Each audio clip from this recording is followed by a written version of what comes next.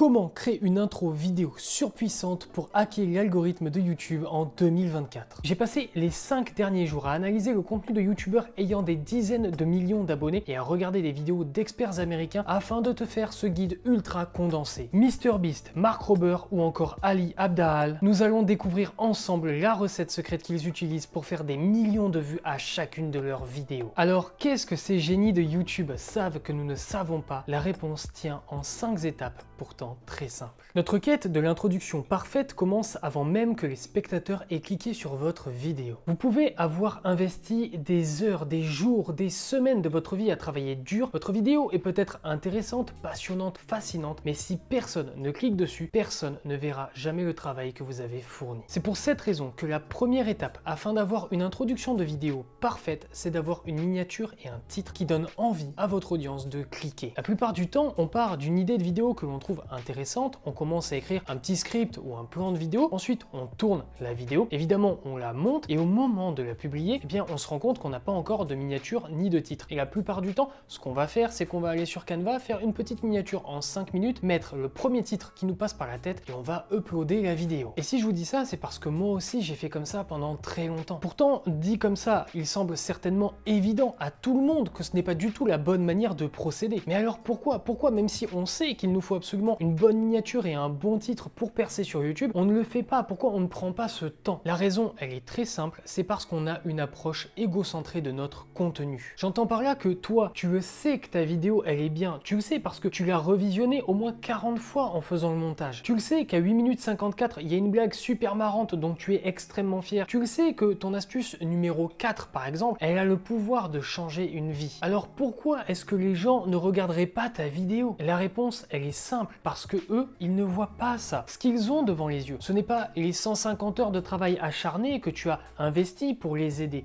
Non, eux, ce qu'ils ont devant les yeux, c'est tout simplement une quantité immense de miniatures et de titres, tous plus alléchants les uns que les autres. Et quand il vient le moment de cliquer, de faire un choix, parce qu'on n'a pas de temps infini dans une journée, donc il faut faire des choix, et bien si ta miniature, elle est moins impactante que les autres, si ton titre, il donne moins envie que les autres, bien malheureusement, même si ton travail est de grande qualité, les gens vont préférer cliquer sur la miniature et le titre qui leur donne le plus envie. Maintenant que vous avez réussi à susciter suffisamment l'intérêt des gens qui sont tombés sur votre vidéo pour qu'ils cliquent dessus, il va falloir réussir à capter leur attention. Et c'est très rapide. Vous avez 5 secondes, pas une de plus, pour que le spectateur prenne la décision de rester avec vous ou de partir. Mais évidemment, je vais vous donner une stratégie simple et efficace qui va vous permettre de capter l'attention des spectateurs rapidement. Il faut bien comprendre quelque chose. Le spectateur a cliqué sur votre vidéo pour 2 raisons. La première, la miniature lui a attiré l'œil et lui a donné envie de cliquer. La deuxième, votre titre a confirmé cette envie en lui promettant un sujet de vidéo en particulier. À présent que le spectateur est sur votre vidéo, les 5 premières secondes de celle-ci n'ont qu'une seule mission, c'est de lui confirmer qu'il a bien fait de choisir votre vidéo. Pour ce faire, il n'y a rien de compliqué, il existe une formule très simple en 2 étapes. Vous avez simplement à faire en sorte que les premières images de votre vidéo correspondent à votre miniature et que la première phrase de votre vidéo corresponde à votre titre. Pour illustrer tout ça, on va prendre l'exemple du plus gros youtubeur au monde, MrBeast, qui cumule plus de 208 millions d'abonnés à l'heure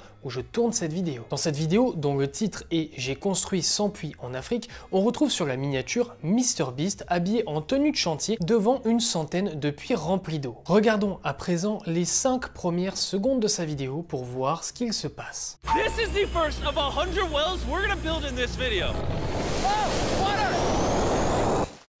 Comme nous pouvons le constater, MrBeast est habillé en tenue de chantier et est devant une foreuse qui est en train d'ouvrir le premier puits de la vidéo. À noter, et c'est un détail qui clairement, je le pense, a été fait exprès par MrBeast et ses équipes, il est sur la miniature habillé en orange et dans la vidéo, la foreuse est de couleur orange. Première étape remplie donc, la miniature correspond aux premières images de la vidéo. À présent, revoyons ces 5 secondes et écoutons attentivement les paroles qu'il prononce. This is the first of 100 wells we're gonna build in this this video. Comme nous pouvons le constater, la première phrase de MrBeast correspond bien au titre de sa vidéo. En faisant ça, MrBeast a allié ces deux éléments qui permettent au spectateur de se rendre compte qu'il ne s'est pas trompé de vidéo lorsqu'il a cliqué. Le spectateur avait des attentes en voyant le titre et la miniature, et MrBeast lui a indiqué que ces attentes étaient complètement respectées et qu'il allait passer un bon moment devant la vidéo qu'il avait choisi de regarder. À présent que nous avons vu comment faire cliquer les gens sur notre vidéo et que nous avons également vu comment attraper leur attention durant les 5 premières secondes, c'est là que ça va devenir vraiment très intéressant. À présent, parlons du reste de votre introduction. La principale question que vous devez certainement vous poser, c'est combien de temps mon introduction doit-elle durer? Et à cette question, il n'y a pas vraiment de réponse universelle. MrBeast ne dépasse quasiment jamais les 25 secondes d'introduction, tandis que Ali Abdaal prend souvent 1 minute. Mais en vérité, cette question n'est absolument pas pertinente. En fait, ça dépend trop de votre type de contenu ou de la durée de votre vidéo. Si votre vidéo dure 4 heures, c'est pas choquant de voir une introduction de 3 ou 4 minutes. Si elle dure 30 secondes, mettre 15 secondes d'introduction, c'est peut-être un petit peu trop long. La question que vous devriez plutôt vous poser, c'est comment je dois structurer mon introduction? Et à cette question, j'ai une réponse très intéressante. Qu'importe la durée de leur introduction, les plus grands créateurs de contenu de ce monde partagent la même structure et elle se divise en 3 points. Après avoir capté l'attention du spectateur lors de leurs 5 premières secondes, ils vont utiliser le reste de leur introduction pour premièrement créer un ou plusieurs points de curiosité, deuxièmement donner du contexte à la vidéo et enfin troisièmement utiliser un biais cognitif extrêmement puissant et peu connu, le biais d'engagement. L'être humain a tendance à accorder plus de valeur ou plus d'importance aux choses qui lui demandent plus d'efforts à obtenir. Prenons pour illustrer l'exemple du vin. Imaginons que vous fassiez goûter à l'un de vos amis 2 verres de vin. Ce vin vient d'une bouteille unique qui a coûté 20 €. Mais au moment de la dégustation, vous précisez quelque chose de très important à votre ami. Vous lui dites que dans le verre numéro 1, le vin coûte 50 € et que dans le verre numéro 2, le vin coûte 5 €. Dans la très grande majorité des cas, votre ami vous assurera qu'il y a une nette différence entre les deux vins, que celui à 50 € est bien meilleur que celui à 5 €, alors qu'en vérité, ce sont exactement les mêmes vins. Cette façon d'attribuer plus de valeur aux choses plus complexes, plus difficiles à réaliser ou plus chères, eh bien c'est ça, le biais d'engagement. Voyons donc chacun de ces 3 points plus en détail en analysant une vidéo de Mark Rober, un youtubeur américain qui dépasse les 27 millions d'abonnés et qui cumule sur sa chaîne plus de 4 milliards de vues en seulement 128 vidéos. Dans cette vidéo, Mark nous présente comment il a fait pour piéger les enfants et les parents qui prenaient un peu trop de friandises lors de la fête d'Halloween. Regardons donc de plus près son introduction. These guys just stole my entire bowl of Halloween candy, even though the sign clearly says take one. La première chose à noter, c'est que à l'image de MrBeast, il respecte la règle des 5 premières secondes. Il accorde l'image de sa miniature avec les premières images de la vidéo et il accorde également son titre avec la première phrase de sa vidéo. On continue donc avec la suite de l'introduction. But what they don't realize is I've spent a year preparing for this exact situation. J'ai passé 1 an à me préparer. Cette phrase, elle est très importante. Ici, Mark introduit donc son biais d'engagement et c'est très difficile pour le spectateur de ne pas avoir envie de continuer la vidéo parce que si cette vidéo a demandé 1 année entière de préparation, c'est forcément qu'elle est excellente, n'est-ce pas? En tout cas, c'est ce que le spectateur va se dire inconsciemment. Nous avons donc coché la première case sur 3, il nous en reste encore 2 à voir, on continue. Because this year, candy thieves will have to deal with booby traps such as silly string, collapsible tables, full-size candy bars being swapped for toothbrushes, actual human hands to stop the thievery that just materialize out of nowhere, and even some high-tech systems producing wanted posters of themselves all over the neighborhood, which means they get offered the healthy candy bowl.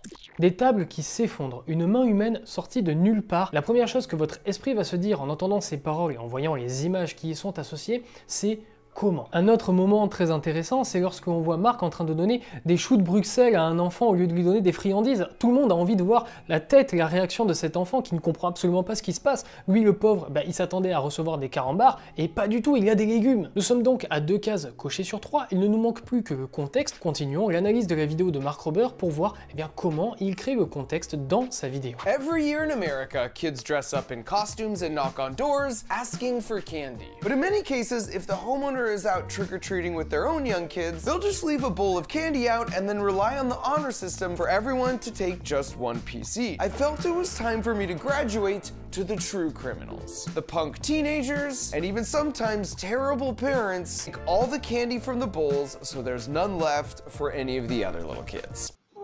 Et voilà, Mark Rober a absolument coché toutes les cases d'une introduction parfaite. Maintenant que vous avez réussi à faire cliquer les gens sur votre vidéo, que vous avez réussi à capter leur attention pendant les 5 premières secondes et que vous avez même réussi à conserver cette attention tout au long de votre introduction, il va vous manquer deux éléments très importants. Le premier, si vous ne le faites pas, si vous ne le prenez pas en compte, vous risquez de détruire tous les efforts que vous avez fait jusqu'à présent. Le deuxième, il risque de vous faire un petit peu mal, ne vous inquiétez pas, ça va vous permettre de faire passer votre introduction de simplement bonne à absolument excellente. Depuis quelques temps, YouTube a intégré une nouvelle fonctionnalité qui s'appelle la lecture automatique. Son application est très simple et tu la connais certainement déjà. Lorsque vous passez votre souris sur une vidéo, lorsque vous êtes sur ordinateur, ou encore quand la vidéo arrive au centre à peu près de votre écran de téléphone, la vidéo, vous le savez, se lance toute seule. En arrière-plan, il n'y a pas de son et elle commence. Comme nous l'avons vu il y a quelques minutes de ça, la miniature est la porte d'entrée vers ta vidéo. C'est ce qui va donner envie en premier lieu au spectateur de cliquer. Le problème, c'est que si l'autoplay, si la lecture automatique se déclenche, eh bien ta miniature, il risque très fortement de ne pas la voir. Ce qu'il va voir, c'est quoi? Ce sont les premières secondes de ta vidéo. Le problème, c'est que si ta vidéo respecte tous les éléments qu'on a vus juste avant, mais que visuellement, il ne se passe absolument rien, que tu es simplement face caméra sans bouger, eh bien le spectateur, lui, qu'est-ce qu'il va voir? Il va voir juste quelqu'un qui bouge pas et qui est comme ça. Ça ne va pas lui donner envie de cliquer. Par conséquent, même si tu as la meilleure miniature du monde, de toute façon, il ne va pas la voir. Même si ton introduction, elle est parfaite, il ne va pas l'entendre. Ce qu'il va voir, c'est quelqu'un qui ne bouge pas. Il va passer à autre chose. Vous devez donc traiter votre introduction, ou tout du moins les 5 premières secondes de votre vidéo, comme si c'était une sorte de miniature vidéo. Il faut que ça bouge, il faut qu'il y ait du mouvement, il faut que visuellement, ça attire l'œil. Vous pouvez faire apparaître des textes, des transitions, faire des cuts, des changements de cam, des zooms, peu importe. Il faut que ça bouge pour que les gens qui ne verront pas votre miniature à cause de la lecture automatique aient quand même envie de cliquer. Si vous en êtes arrivé là, déjà félicitations, et vous avez une introduction qui, sur le papier en tout cas, est absolument surpuissante. Cependant, il reste une toute petite dernière étape à franchir, et je vous l'ai dit tout à l'heure, elle risque de vous faire un petit peu mal au cœur, mais elle est nécessaire. Regardez votre introduction. Regardez-la encore et encore et encore. Regardez-la sur votre téléphone. Regardez-la en faisant autre chose, en regardant la télé. Regardez-la sans le son. Faites voir votre introduction à des amis ou à votre famille. Et lorsque ces personnes-là regarderont votre introduction, vous les regardez à eux. Tu fais quoi, mec ? Si vous voyez que l'un d'entre eux détourne le regard par moment, ou qu'il y en a un qui commence à prendre son téléphone, c'est qu'il y a un problème. Parce que oui, il est tout à fait probable que dans votre introduction, il y ait des petits moments un peu faibles, des moments qui sont plus ennuyeux que les autres à regarder, et c'est très important de les identifier. Pourquoi? Parce qu'ensuite, vous allez revenir sur votre logiciel de montage et vous allez cutter totalement, et il n'y aura vraiment pas de sentimentalisme à faire. Il faut absolument virer de votre introduction tous les moments qui vont risquer de perdre l'attention des gens qui seront dessus, parce que à ce moment-là, un spectateur qui s'ennuie, c'est tout simplement un spectateur qui s'en va. Merci d'avoir regardé cette vidéo, j'espère sincèrement vraiment que cette vidéo vous aura permis d'atteindre tous vos objectifs sur YouTube, ou en tout cas qu'elle va vous permettre de les atteindre. Si ce n'est pas déjà fait, je vous invite à vous abonner et à liker cette vidéo, ça prend que quelques secondes et moi, ça récompensera toutes les journées et toutes les soirées que j'ai consacrées à la réalisation de celle-ci. Si vous voulez une vidéo du même type où j'analyse les plus grands youtubeurs du monde pour faire la meilleure vidéo possible, donc on parlera pas de l'introduction puisqu'on a fait cette vidéo, mais on verra tout le reste de la vidéo, tout le corps de la vidéo, eh bien n'hésitez pas à me le dire en commentaire, je serai totalement ravi de travailler sur ce projet pour vous aider. En attendant, on se dit à une prochaine vidéo, je vous embrasse, prenez soin de vous. Tchuss!